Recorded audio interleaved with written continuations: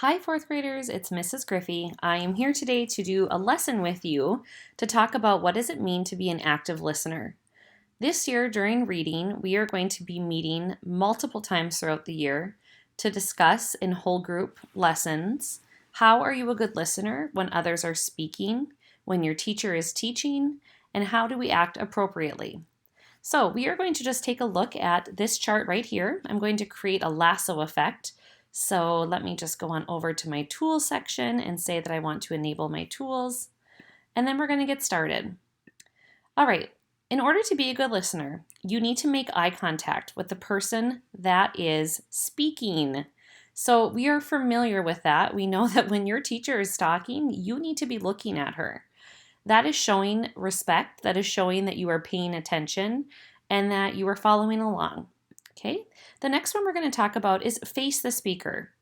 At times I know it can be tricky to not always want to face the speaker when they're talking, but again, when we face the speaker, that shows that we are being an active listener.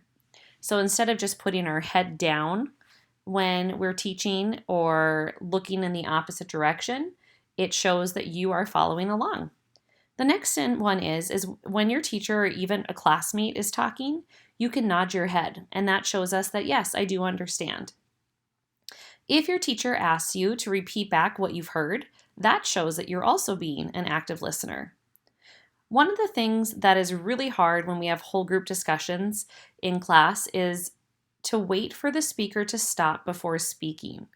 It is very rude when your teacher is teaching or when a student is sharing and you're interrupted. And I know that it's happened probably to you before, and so you know that feeling of what it feels like to be interrupted. So it's always respectable to be able to wait for the speaker to stop before you start to speak. Another important thing to do is to keep your hands and feet still. It can be distracting for the person that is talking. It can be distracting to those around you. So try to keep your hands and feet still. I know this is also a challenge, ignoring distractions. You might have someone that is humming to themselves when your teacher is talking or a student is sharing. You might have someone that is trying to whisper to you. The best thing you can do is just ignore that person. They'll eventually get the hint that you don't want to talk to them at that moment, and they'll stop what they're doing. A great way to be an active listener is to ask questions. If you're not sure of something, make sure to ask. Tell the speaker if you don't understand what's being taught. Don't just sit there throughout the whole lesson and then say at the end, I don't get what you were doing. Try to make sure that you bring it up to the teacher or the speaker's attention right away. And last but not least, try to focus on what is being said. I know at times you can daydream and it can be a challenge, but being an active listener is extremely important when we are doing our reading mini lessons.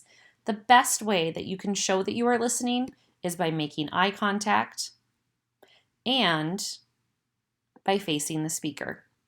I hope you guys have a great day. You're going to now do a response on your seesaw. So make sure that you write in complete sentences and write as much as you can think of. We'll talk to you soon. Bye.